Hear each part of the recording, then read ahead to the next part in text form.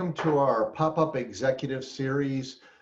Today we have a wonderful topic, and we have a guest speaker that is Paul Becker, and he is one of the owners of Becker School Supplies, national, worldwide recognized company in the school supply market. And Paul gave us the topic that he would like to talk about is the 5 don'ts when investing in early learning supplies, equipment, and furniture. Welcome, Paul. How are you? I see your mute's on. So, hey, Tony. Thank you so much. I'm doing great. I'm really excited about today's topic. awesome. Well, I'm excited to have you on board. So we're going to go through the agenda. I got a couple housekeeping items. I'm going to do more of a formal introduction of you, Paul, and then I'll hand the reins over to you if that's okay. That's great. Awesome. Well, I hope everybody's doing well. A few of you are going to recognize that I'm having a few sips of soda, whatever. I've been trying to get over this winter cough, and it's getting the best of me. Even though I start talking a bunch once in a while, I'm trying to figure out my best on how to take care of this throat of mine. So with that, I will start with our not only our welcome, but our housekeeping items. First and foremost, for our housekeeping items, is something we've added a couple weeks back is for all of our members, directors. We have a director workshop. If you're not aware of it, it is getting a lot of great attendance, but the director workshop is something that Jen Guadioso and Vivette Stodge-Hill, our member advocate, our vice president of programs, have been running. And it's really targeted for center directors, for those so they can really focus on what it is that they're leveraging from Inspire Care 360, how they're best implementing it, and how they're taking the most advantage of it. It's a standing call. If you have any questions, please reach out to Jen, and it is a great opportunity. There's also great interactions between the directors on these calls where they're interacting with one another, asking each other different questions and challenges that are above and beyond just what IC360 brings to the table. It is really about them and what they're challenged with and trying to solve it. So there's a nice peer group interaction with that. And it's really for you guys and you as members of ours to take full advantage of our program and really take the membership, to the greatest extent for your, ability to leverage it and get an ROI. Again, it is often every couple of weeks, and it is something to really bring to the top any kind of issues they may be having. And we are also now offering certificates. So what that means is if your state is requiring, training certificates, which most of us have, you get 1 hour of professional development training for it. And it also will link to a replay after, and you will also be able to get the certificate too for that replay for any of our members.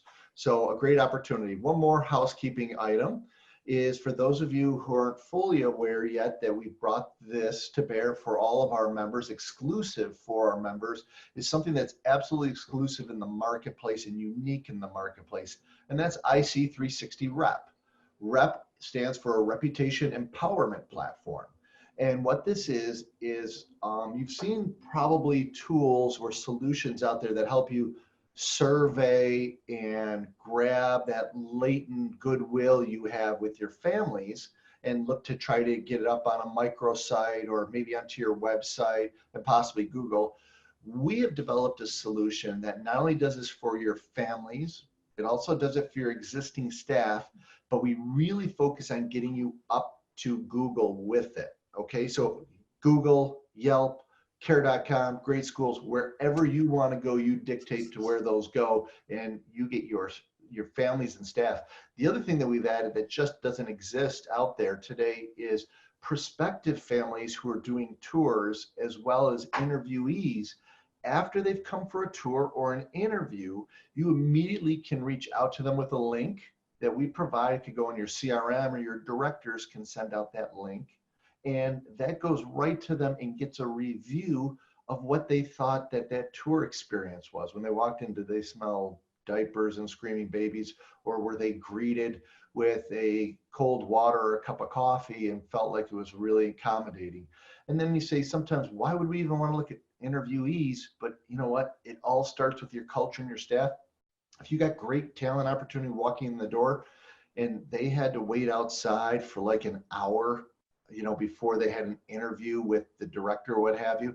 That's something that us administrators and owners can help coach to fix. So this is a great tool that brings that information to you. So if you want more information, just reach out to Jen and she'll help you with that. All right, so Paul, we're on game. This is about you, the third youngest in the third generation of ownership at Becker School and Supplies, 11th of 13 siblings. Okay, man. Now, I'll tell you, I'm proud of your mom. Bless her heart. I will tell you this. My mother was one of 9, and when I talked to my grandmother used to be like, "Oh yeah, we had another worker," because they all grew up on farms. Well, Tony, that's the same here. My father was one of 9, and his brothers and sisters all had really large family, 12s, 13s, 8s, a 9, a 6, a 7. So yeah, there's a lot of Beckers here. Wow, you got a voting block in the upcoming election. So we can play football, Becker versus Becker too, or basketball, anything. So it's without having to go both ways, offense and defense. That's great. 28 years at Becker's, obviously, it is a renowned, well-known, well-respected name throughout the industry. It's continued to grow from a regional to a national and now an international organization. Paul, you're one of several owners there. You rose through the ranks, as you mentioned to us, about from floor sweeping to multiple management roles, now up to directing, the drive of the organization of where you go forward. That's fantastic. I still do sweep the floors every once in a while and help unload trucks and stocks themselves. It's still part of the deal here, and I'm happy to be part of the team, anywhere they need me. So it's a good place. I could probably tell you for most of the owners, operators who are on this call, they're like, yeah, I sort of have to do that too. So you're in good company here with us. And a devoted father of 2, married 21 years, and very passionate saltwater fishing. Now that's mine. I was just catching some mackerel down in Florida. So maybe sometime if I get you down there, we'll go out and do some hunting for some flats fishing there. That's great. That sounds like a lot of fun. Yeah, all those points I'm really proud of my children and my wife, the fishing. It's great. But being here for the 28 years, this is what I know. I know school supplies. I know our employees, and I like to think I know our customers, and I like to think I know their struggles and what they're going through. I've seen everything from deliveries and everything in between. So I've really learned a lot in those 28 years. Awesome. Well, today, the 5 don'ts when investing in early learning supplies, I'm handing it, or equipment and furniture, I'm handing it off to you. What are your thoughts about this? And why don't you take it from here and I'll run the deck here and you just tell me when to move forward. Yeah. Well, there's so many things that happen in a child care center. The staffing, the parents, the learning that's going on. Purchasing supplies and equipment really should be easy for your sites. They really shouldn't have to put a tremendous amount of effort and thought into it. They're caring for the children. That's their primary function every day. So if they can take a couple of these things, or maybe just grab one idea out of here and say, okay, next time I do this, I'm gonna think this.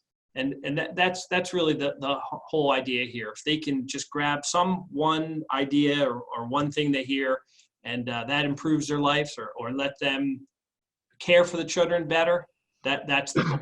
That's a very it's a very parallel approach to what IC360 is we're trying to empower so they can focus on their staff, the families, and produce some wonderful kids. So it sounds like you guys are in the same game. Yeah. So why don't we go ahead and take a look at the first one? Price is king. We all know that in anything we buy.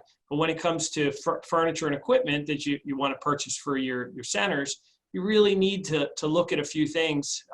Specifically, in the last few years, so many of the manufacturers have consolidated and gone overseas and really have tried to just really compress the price of things, and unfortunately quality has suffered. Where it used to be all birch, or it used to be all solid material, now you see a lot of particle board in the industry. And particle board's fine if the unit is going to go to one corner and never move. And that might be the right price point for a customer. But we know a lot of these rooms, they turn, they flex. They were a 3-year-old room, now they're a 6-year-old or a 5-year-old room. And the teachers turn and they want to move that equipment. That's when the quality of furniture really seems to matter. When you're moving it, when you're flexing it. You know, we know the teachers like to drag things around the room, and a lot of that particle board doesn't like to be dragged across the room. And that's where you're going to see some things fall apart. So Paul, let me ask you, I have, several centers myself, and, at times I'm like, yeah, this is a piece we're going to have a long time. So yeah, I want something, like birch or, something of that nature that's going to hold up really well. But a lot of times, when I'm looking for things, I don't always have a sense of really what it's made out of. Is it always a price game that you get what you pay for, or in the industry overall, or what's your take on that? Yeah, it's definitely a price game. If you really look at the details of when you're online or when you're looking in the catalog, you can look for a few key terms that Baltic birch. If something's made out of Baltic birch, it's generally a better quality. You're looking for an 11 ply or a 9 ply. That really says it's a thicker piece of Baltic, and that's going to have just inherently a better quality material. But that's not the only thing. What then you have to realize, is it KD? Is it knocked down? Do your teachers have to assemble it when it comes in? Yeah, that might save you some freight because the packaging is a lot smaller. But teachers aren't equipped to assemble equipment. And then if it's not assembled right, is it going to last anyway? So you really need to really key in and slow down and look at what you're purchasing. Yeah, it's a really good point. I know that when I first got into this 10 years ago, first thing is you think about taking a few different shortcuts. And what I did learn is, yes, there is times for me, if it's something that's going to be just sitting there, I may not be investing as much. But if something's going to get a high level of use, I've learned, instead of replacing it 3 times in 6 years, it's better to get a nice piece up front. There's no doubt. And there's many vendors that sell really quality equipment you can get. It doesn't just have to be the Baltic birch. There's some laminate products that really last. But, when you see products sag over time, that top shelf, it's because maybe they didn't design it with the proper dividers in it to really hold up the shelf properly. So particle board is not the evil. It's just needs to be used appropriately, or it's not where I would want to store my heavy unit blocks, because we know that's going to push on the shelf every day. So you really might want to look towards a different item or a storage unit that has lots of dividers to really give that structure to a block shelf. But when you're math manipulatives, it might be a few puzzles, it might be some other items that you really can choose a different product at a different price point. Yeah, and I appreciate that. How about with plastics? I know there's things from hard PVC to some PVC that's not, or some plastics that are not going to last very long, as to other items that are really coming out. They're more innovative, like different kind of chair designs and things of that nature. Even for behavioral issues and things of that nature. How's the best way to get a sense of what you're getting when you get outside of the wood or the manufactured wood product? Yeah, some of the wobble chairs they have now are really nice, and they're quiet, they're small, they sit under the table nicely. Now, I'm a fan of the wobble chairs. I like some of the product that the children can sit on that is really quiet. That's what I'd like to look for, so it doesn't interrupt the rest of the class. As plastics, I like the plastics in the sand and water tables and those type of piece of equipment when I know that they're going to really get used really roughly. And especially when it comes around water. I don't know too much of the plastics in the storage and tables and stuff like that. I don't see that so much in our industry. Okay, cool, man. Cool. All right. So you want to move forward or? Yeah, I think so. All right, cool. Yeah. Yeah, keeping records, yeah, just so important. Most companies have lifetime warranties, and it's they'll keep that unit going for you for a really long time. But it's going to be upon you to make sure that you're giving that company the right information. You know, it's really your burden to say, I purchased this from you. Here's when I did it. Here's how I did it, and this is why I think you should warranty that for me. That alone could save you tremendous amount of time and effort and back and forth with any company. You really, if you just keep a little file of your storage units or trikes or whatever it is, pull it up and you say, hey, I did get this from you, and it hasn't held up the way I think it should. And then it should go much smoother comparing, I think I got it from you. I'm not really sure.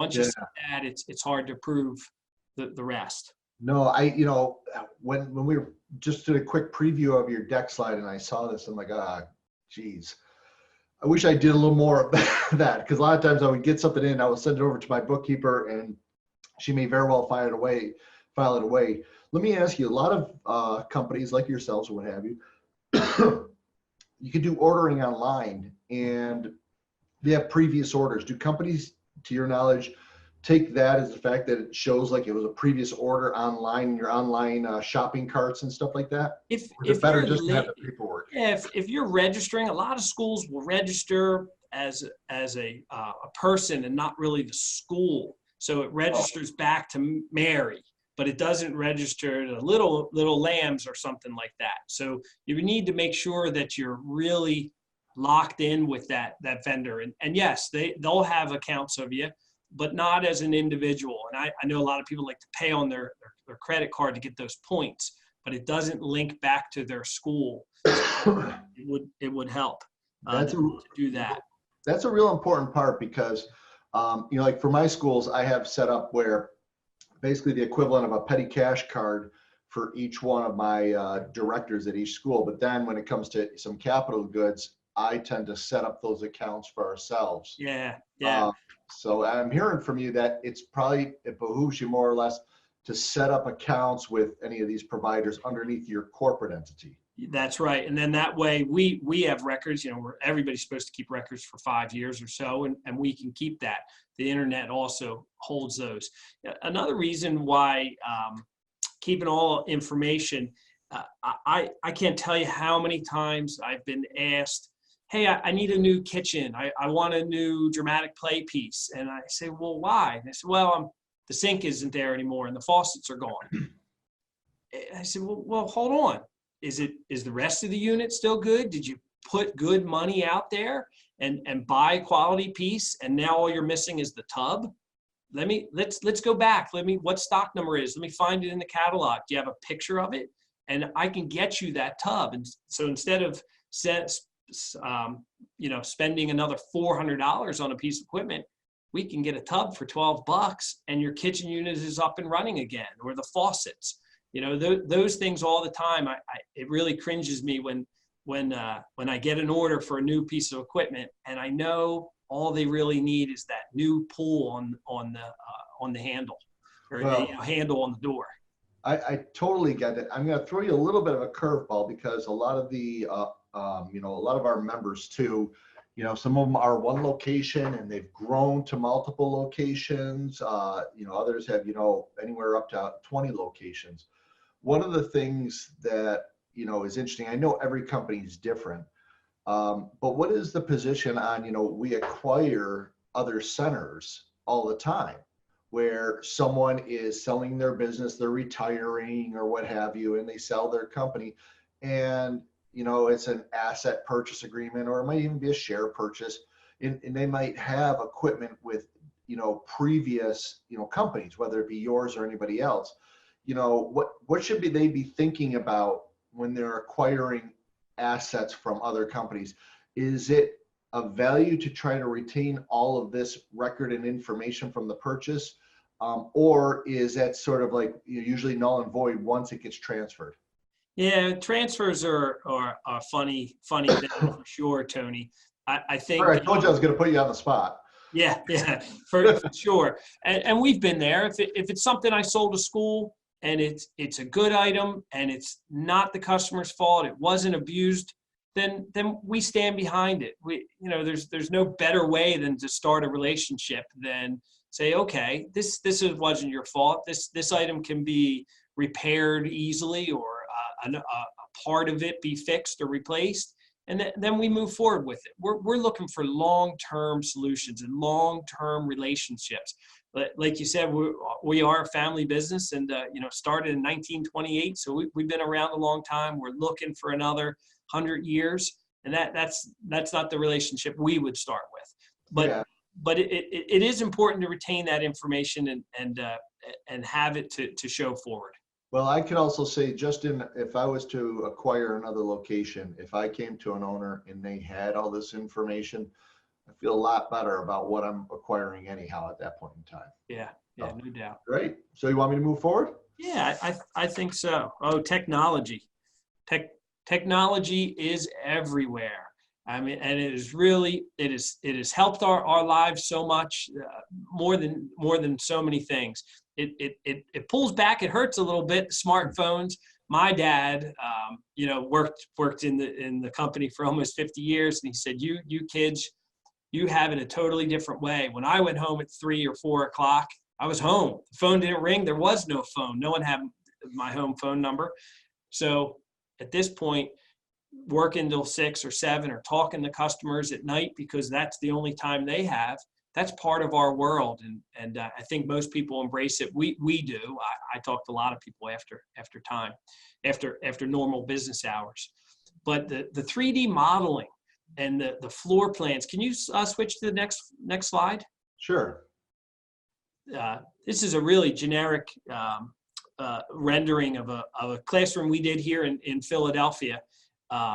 You can see it's everything is really scaled right to those rooms. This room particularly had some columns in the middle that really made for a challenging layout of the furniture, but once we plotted everything and put it in, we really were able to get all the children and the tables and the space, all of it really laid out. And amazingly, I should have taken the same angle in a live picture, but when we put everything in the room, that's exactly how it went in, to the T. The Wow. little dramatic play items, everything fit right where it was supposed to. So let me ask you this. If companies are helping out with floor planning and stuff like that, do they also, accommodate, is it only if, hey, listen, I'm buying everything new, or can you also give them an inventory of some things that you already have so you can plug those elements in? Yeah, absolutely. Most of the equipment is pretty general. Yep.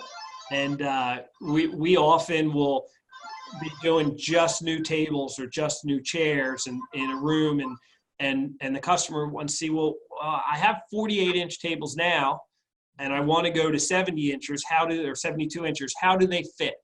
So we go ahead and plot it.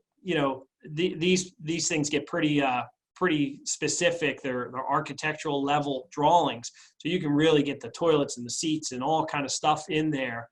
But for most part, in a few minutes, you can plot their room, their existing furniture, and then show you how a table will fit in there and how many chairs you can really put around it. It's pretty awesome. That's awesome.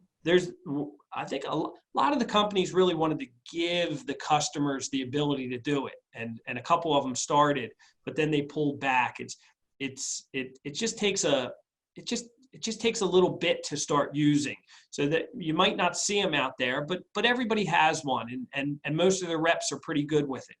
So ask your rep, turn to your favorite school supplier and say, hey, do you have a drawer? Can you help me? I just want to buy one table. They should agree with it and help you out.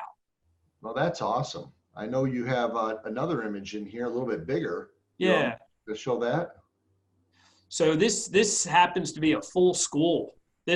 We had this project, months and months out. And all I needed was their a PDF of their building. Their architect sent it over. We drew some walls. You can see where we kept a lot of the walls really low, and just plotted out the whole building. This definitely takes a little bit more time and effort, but you can really choose the right carpet, the right table, the right chair, the right storage unit. Really take your time, and it's amazing technology how smooth it really comes out. Well, you know what, and question for you with, this is obviously your guys' technology, and I assume that also allow you to get, room dimensions and everything.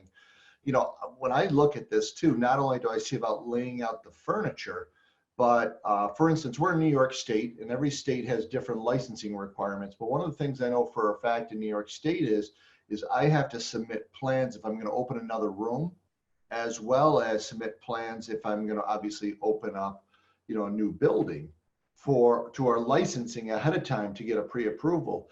And I'll tell you, if you have something of this nature, it's sort of not only are you, possibly acquiring some, good products and services, what have you, but you can take something like this and bring, send it over to your licensing. And the reason it's important, because like in New York State, if you have cabinets that are on the ground, it'll take away from your square footage. Yeah. So I'm confident that you could work with your furniture companies and like yourselves and whatever, and make decisions. Okay, do we want to hang that from the wall, or is that something we actually want to go to the floor, which will, in New York State, if we hang it from the wall, we actually keep that square footage. If we put it on the floor, we lose that square footage. Yeah, it's pretty similar across the states, Tony. Yeah. I've shown this to some licensing specialists in the past. I haven't used it to that level, but it's a great idea. I think, if anything, I just got something from you here. I've never really promoted it that way, so I'm really, really glad to think of it.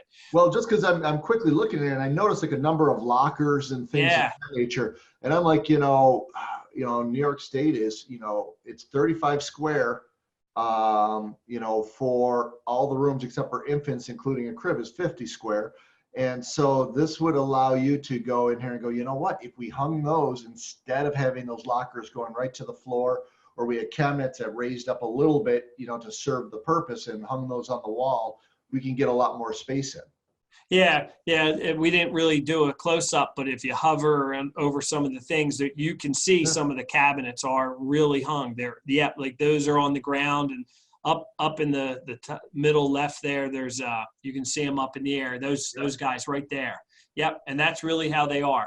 It's pretty neat, because you can put the windows in and doors and really everything that you want. You can really get some really good detail. And after one of a rep from any company would build this for you, most of them can then give the customer the ability to move those things around. Once they're plotted, it's really drag and drop.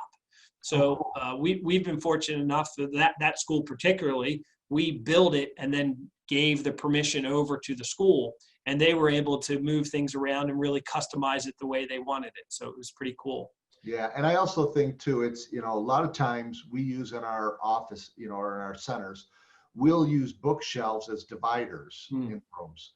And so that allows it even to divide different classes altogether. So this is really good to see how many you would need and how far you need to go and things of that nature. So great stuff. Yeah, it's pretty neat. You can virtually walk around in the room. Another way I like to use it too is, with all the preschool expansions happening in the public school market, we know that maybe your town doesn't have preschool now, but in 2 to 3 years, they may, or maybe even sooner. So you may be losing some of that enrollment, and you might want to flex down a grade level or so, or really try to boost your infants and toddlers. So we're starting to design rooms for schools or existing schools for 2 to 3 years from now. How would this room look if it was a second toddler room or a fourth toddler room? So it's really for future planning. It's just a really easy tool to use for so many different things. No, that's absolutely awesome. But do not talk about the public school taking away our preschoolers. So, okay. Yeah, Anyway, I'll yeah, let you go at that. it's a hard conversation for sure, but it's happening, and we have Yeah, to plan for it. And this is one way to plan. absolutely. Yeah. Um, FaceTime, if technology. I'm FaceTiming more customers ever. Back to the I need a new table. Most teachers for some reason don't have that ability to see it's a 60-inch table or it's a 72-inch table. I walk in a room and I know that those chairs are 12-inch and that table's 30 by 72 and on and on. I just see it. It's part of my vision. But the teachers don't work that way, and they shouldn't. But when you're looking to do something, either take a picture or just get on FaceTime or WhatsApp and show me what you're looking for. That's really an incredible way to quickly go right to what you're looking to do, and it's really accurate.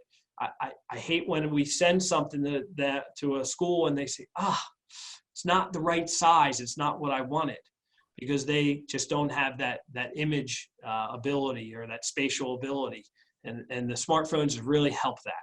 So let me ask you then. So you mean that if I was to look at buying a cabinet and I was like, I need a cabinet, but like anything else, you see something in a catalog or you see it online, it usually has like a white backdrop to it. You can't really, you know how many it's supposed to measure. Do you have the ability to actually show them that over the phone? All the time. I FaceTime so many people and I say, well, walk me into your room. Show me what you're looking at. And because a lot what we do, we measure, we constantly are fitting something in space. Most reps have a good spatial awareness and they can help that go smoother, let alone when your laminator gets jammed and you can't figure out how to unjam it. That's another great way to FaceTime. Cool, man. Very cool. I'm glad to hear that that's something that there's ability for that right now instead of buying blind or sight unseen. Yeah. No Cool. doubt. You want to go to number 4? Yeah. How are we on time, Tony? We're doing pretty good so far. Okay. We're right on schedule. Okay. Oh, playgrounds. One of my favorite. Playgrounds are so challenging. They don't align with anything else out there. You buy a new school bus and you know what the value is. It's easy to figure out. But playgrounds, it's like funny money. You do 1,200 square feet of surfacing, and all of a sudden you're looking at $50,000, and it doesn't align with any other construction. So it's so important to really know what you're purchasing and how that's going to affect not just your short term but your long term goals. I was recently at a school just days ago, and the school wants to do new surfacing. Okay. It's great. It's pretty big. They have a $60,000 budget, so they have a lot of money. Wow. I said, okay, well, I haven't been on your playground in a bit. When did you install your equipment? And the director said, Mary installed it. I said, okay, well, when was Mary here? Oh, Mary hasn't been here for 25 years. And it's like, okay, so your equipment's 25 years old? Well, maybe we should be thinking a little broader than just replacing your mulch with some poured in place. The worst thing we can do is put really good budget in this beautiful surface and then have this old equipment on top. We have a slide or two of some old equipment, right? I think so. Yeah. This is a particular neat piece of equipment. It's like a school bus with a slide that is within 6 feet of a tunnel slide, and you can see that tunnel. The tunnel climber is relatively new, but where they located it within 6 feet of another piece of equipment, and then behind that you see that rock wall. That rock wall is actually a residential piece. So right here in this one picture, I have a non-compliant piece of a unit. I have something that has rust on it that there's head entrapments on it. There's just some real old equipment. And then there's a nice piece of tunnel that's too close to it. But this is one of the schools, not one from the other day, that said, hey, I want to get rid of my mulch and I want to do poured in place. And I walked out. I said, this is not the right thing for you. We need to really look at your whole playground. Right. Now, I totally get that.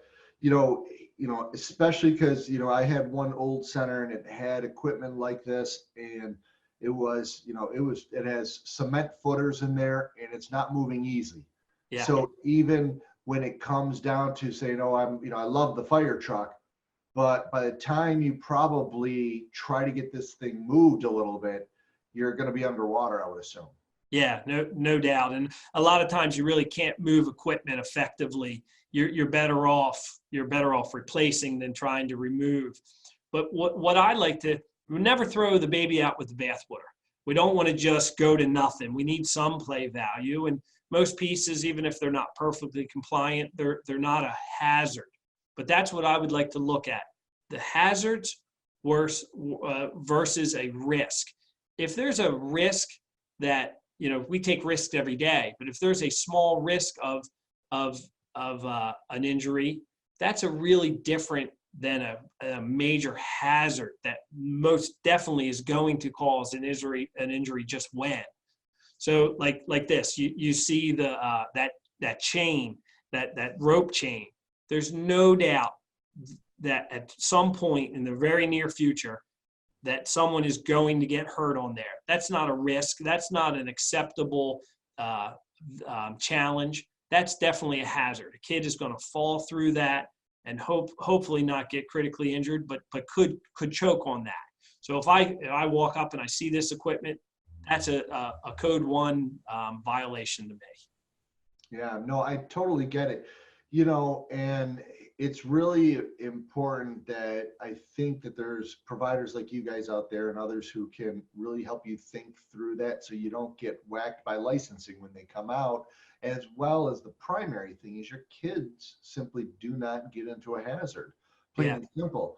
You mentioned something about, what you have in place for the ground. And I know that a number of different owners and operators have looked at a number of things. They've looked at obviously mulch, which they update every year. They look at pea gravel. They've looked at like these thick mats. They also oftentimes have looked at, poured in place like you talk about. There's, ongoing, there's rubber, there's turf, right? Yeah, synthetic turf is great. Yeah, you have the rubber mulch and stuff like that.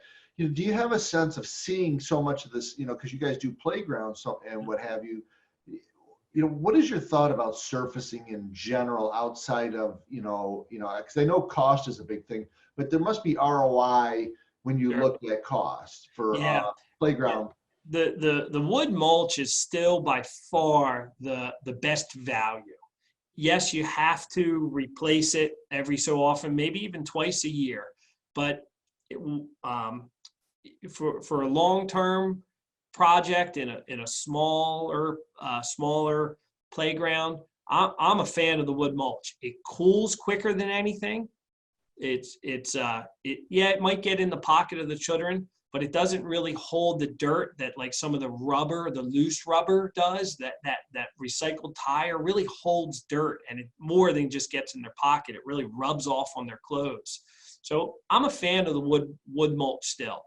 But when you do poured in place, there's quite a bit of studies that say your return or your break even is about 5 years, depending on the size and how you're putting it in. But it really only costs about 5 years to break even on a poured in place. What's the life cycle of a poured in place? Generally, we're seeing about 15 years on poured in place. And there's some things you can do to extend that. There's a way that you can roll on a fresh sealer on top. It's not inexpensive, but it really holds the unit together. The big advantage of poured in place is really the safety. It's the only product that when it's 35 degrees or 40 degrees out and you're going outside, or it's 85 degrees out, it has that intact attenuation is the same no matter what degree it is. It's really it's really a very even product. So someone's asking, what is poured in place, Tony? It just popped up. Yeah, I was actually going to say if you could give a description, because some of us have only had, use with mulch and pea gravel and things like that, or Yeah. these like mats that you can buy.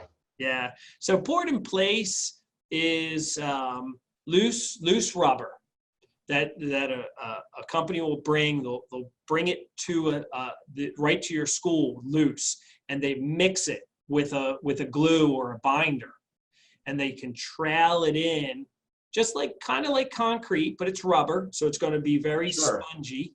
And it's not going to get picked up and brought away. It's going to Right. be all in place. It'll be one seamless surface. Like this picture you see, these are pre-manufactured tiles. They're Right. effectively rubber tiles that are spongy. The poured in place is literally created right at your facility. So there's no seams. You can do some colors with it. And it's one seamless surface. It can go right up to the building. It can go right up to trees. It really creates an even playing surface. Not all poured in place is equal, and a lot of what the best surfaces have a really good subsurface. If your ground now holds water or puddles or has drainage issue, the poured in place won't necessarily help that. What would help that is a better channel for the water to be relieved, and that's done prior to the poured in place being put down. 8 inches of stone or drain pipes or so. But poured in place can go right on top of existing concrete. It can go on top of asphalt. It can and then it can go off of a stone base. Sure. Well, and that gets into whether it be poured in place or like these pre-manufactured mats, or even mulch for that matter. We're always worried about the kids and the heat of being out in the sun, and especially in the south, but also too in the north in the summertime. It can get blazing hot out there. Does color matter?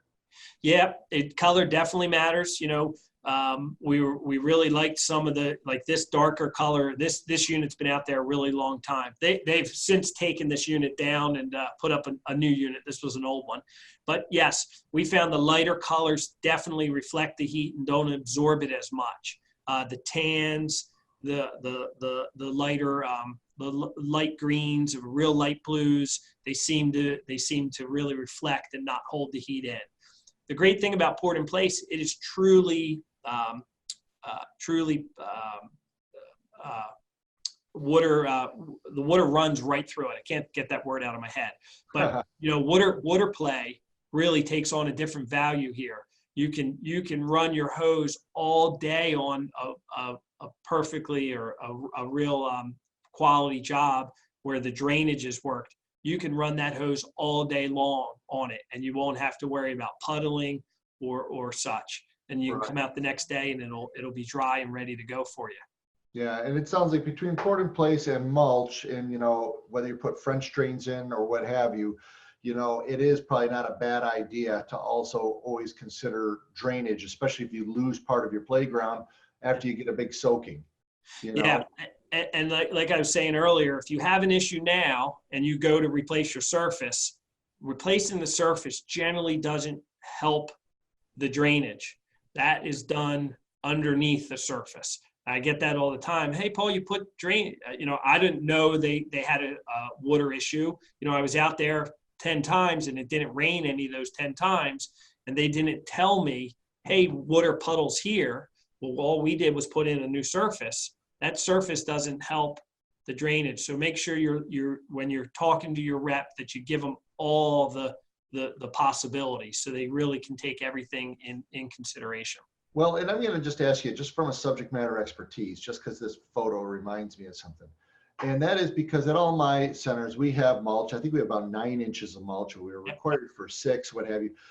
But weeds have a way, obviously, everywhere of coming up around the posts, coming between cracks and everything. We're not going to use Roundup. We can't use any toxins and things of that nature. What is your take outside of, the fact, yes, if you have port in place, I'm sure that eliminates that. But outside of that, is there other kind of precautions you can take if you can invest in like a big port in place? Yeah, the barriers, the weed barriers, like you use in your gardens and your beds at your home, they make those in 15-foot lengths. So Okay. having a good weed barrier down underneath your mulch Yep. really keeps the dirt separated from the mulch. And because generally the mulch is moving and such, and the weeds don't really grow in it. What they grow in is in the dirt. So if Yep. you keep those two separate, that seems to help you. The manufacturer we use a lot is Zeger, Zeager, Zeger Brothers. Uh-huh. They have on their website some great tips and tricks on how to keep the weeds down, and even some safe formulas that you can spray on them. That's awesome. Zeger Brothers. They're national. They're out of Pennsylvania, up in Middletown, Pennsylvania, or by Harrisburg. They're a great resource. They have some incredible tools and tips on their website. Great. We'll have Jeff get that out to everybody who are participants today, to get their website out there. That's fantastic. I also know too that like the thickness of those barriers you put down matter a lot. You get really thin stuff, from your local Big Lots or something, as to going and get some almost commercial grade is what you really need. So. And when they come 15 feet in length, you don't have all those seams. You can roll it down in one fair swoop. It really seems to matter as well. Okay, great, fantastic. The big picture here too, Tony, and this is something else we touched on a little bit is flexibility in the room. Unfortunately, I'm seeing some centers that we put in, 2 and 3 years ago, that all of a sudden they don't have that 3 and 4 year old enrollment any longer. They're really looking to increase that under 2. And as we know in playgrounds are broken down from 6 to 23 months, 2 to 5, and 5 to 12. So like this piece of equipment here, this is clearly a 2 to 5 piece of equipment. And all of a sudden I need more space for my 2-year-olds. You really want to be thinking, am I giving the right space for the right age group? And if flexibility is going to be needed, where do I do that? Where do I build in space for more under 2s? Because the equipment is really different. Right. And, I guess a question is there becoming, or is there availability of what I would say is more convertible equipment or use for multiple age groups at different times of the day, or should be pretty dedicated? It's really dedicated, Tony. Product is really governed by IPEMA and ASTM certification. So when purchasing, you really want to be very specific that you're buying IPEMA certified product. That's a third party that says this is safe for this age group. And you think you'd be able to look at a piece of equipment by the eye and say, this looks great. There's so many things that are really subtle. It's the height of the rail. It's the width of the entrance that really makes it safe for under 2-year-olds. You generally see, oh, this thing's only a foot off the ground. That must be safe. That's not necessarily all the safety requirements. There's so many subtle things. And an IPEMA certification really says this is good and that is not. Awesome. All right, so we're getting close here, so I'm going to move on to number 5. Yeah, let me get to my notes here. Maintenance. Yep. It kind of goes back to that warranty and such. If I see floors scratched all the time because that little glide on the bottom of your chairs, and almost no matter who you buy them from, there's like been 2 glide manufacturers in the whole entire world. So everybody pretty much has the same glide. And, I walk into centers and I see great big tennis balls that are all fuzzy and all gross because the glide came off. Right. Probably a really good chance that you can go and ask the company you purchase from, hey, do you have some more glides that came off? And if I'm not describing that enough, you have the leg that comes down on that metal chair, and now it's scratching into your beautiful linoleum or ripping your carpet. And all you had to do is get a $1.50 glide to replace it. So that's I see that in a lot of centers, unfortunately. Yeah, I think I'm going to be asking my directors to go take a look at all the glides right now because I'm not in the centers all day long. So it Yeah, definitely would be valuable to me. yeah. You know, and when the teachers are moving that equipment, there's a lot of times where they're just, again, almost all the manufacturers use the same nuts and bolts. There's that one Allen key that really puts everything together. So after you move something, if you just give it a little tighten with an Allen key, it'll put the shelf back together. It'll hold it in place, and it'll really extend the life of your storage units, let alone your tables.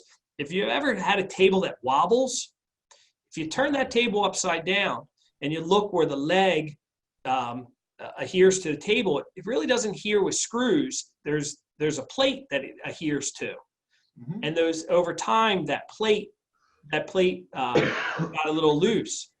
Take a hammer and you smack that little plate back down. It tightens that gap, and the wobble immediately goes away. Oh, I, cool. I've seen so many tables been thrown out when all they needed to do is smack it with that plate with a hammer. You'll see the little tabs. It'll make the table better, and everybody will feel better about the product, and it'll last longer, saving you money. That's I love the little tips like that. Awesome. Yeah, yeah, Cool. yeah, and let alone you always should be looking at your cribs every time you do a fire evacuation. With Tony, it's once a month, right? Is Yeah, that absolutely. We yeah? have to do our fire drills once a month. There's a couple key nuts and bolts on every single crib, no matter who you purchased it from, what manufacturer. You want to make sure that the nuts and bolts on that evacuation caster is really tight, and you want to use the right manufacturer bolts. If the bolt is missing, don't just go to the hardware. Go back to that manufacturer. Take the mattress off. There should be a plate there that tells you who it was made by, and a contact information. Get the right nuts and bolts, because there's no more important safety than your cribs. But just tighten them down just once a month. Takes 5 minutes a crib, will extend the life of those cribs tremendously.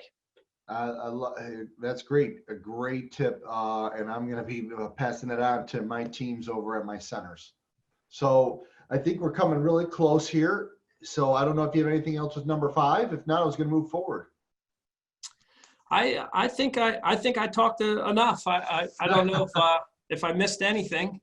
No, what you did is you went over the 5 don'ts, and I love this. Great presentation, investing in early learning supplies and equipment and furniture.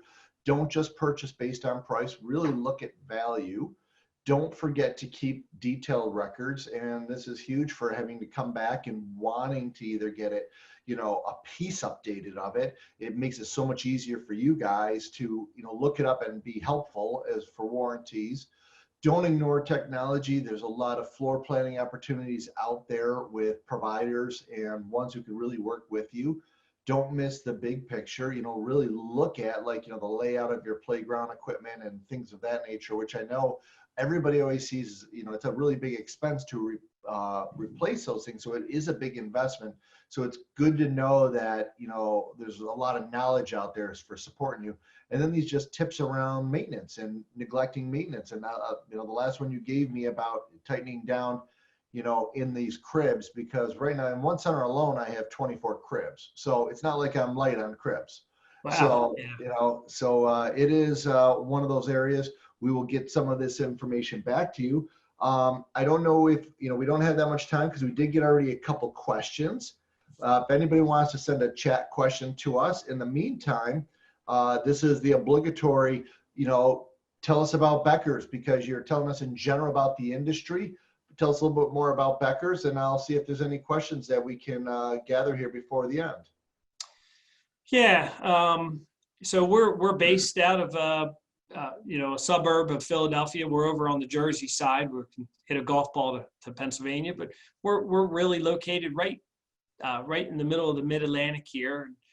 And we sell everything from infant and toddler right through early school age equipment and playgrounds and pretty much everything. Anything that you're looking for in your early childhood area, we can we can help you with it. And if we can't do it, we'll surely tell you where to go, and a different vendor that does it better from us.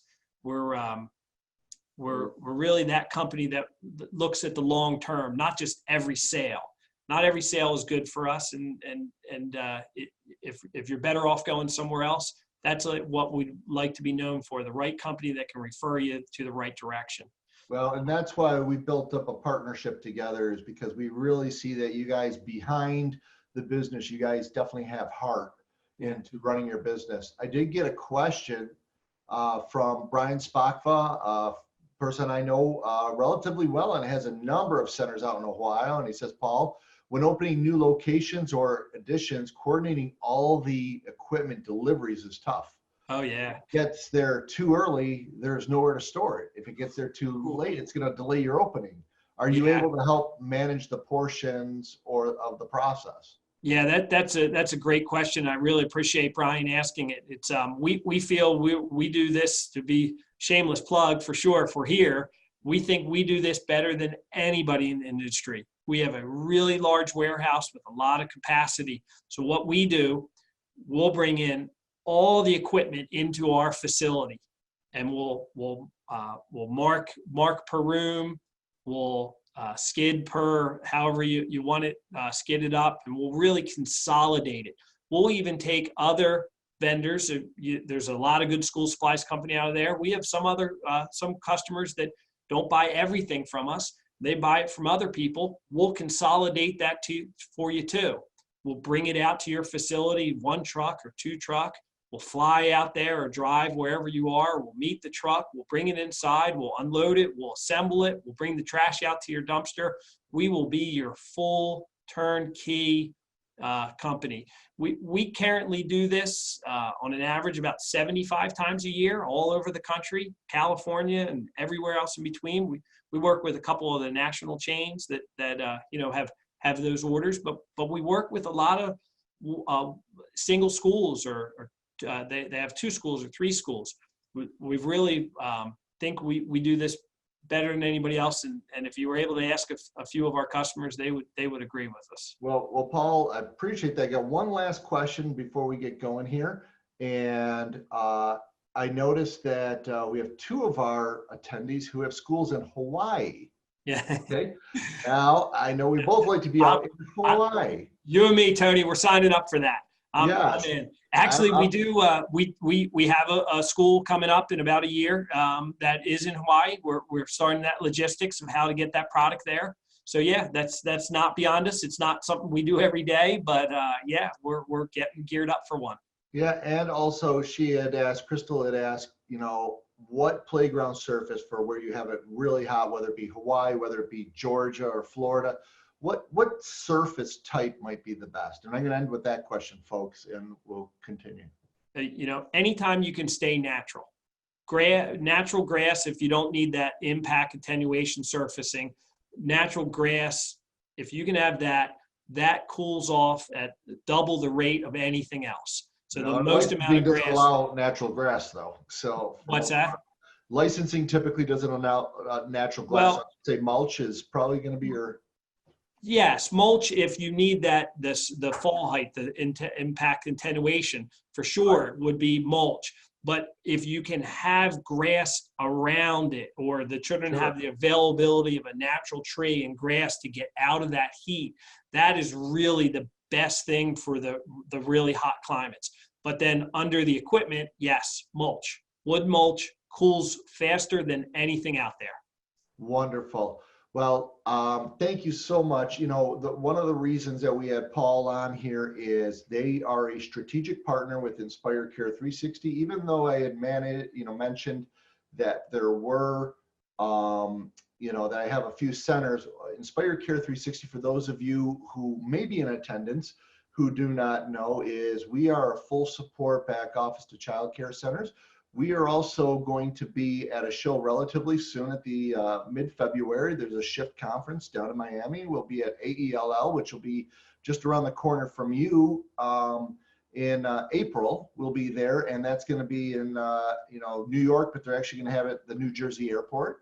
So I do notice that there's a few more questions that came in, and what we're going to do, even though we ran out of time, I'm going to thank everybody. And if you have questions, I'm going to pass them on to Paul, and Paul will look to get back to everybody in this group overall. Yep. Okay, so want to thank everybody tremendously for their time. And Paul, thank you so much for joining us. Great conversation. Yeah, Tony, I really had a great time. This was my first webinar that I've really been on one-to-one, so I was little nervous, but I think you did a great job leading me through. So thank you. Thanks for making it easy on me. I'm really excited to be here. Looking forward to the next one. Oh, you killed it. You did a great job. You're a natural. And sorry, I act like I'm a rookie every time. Yeah.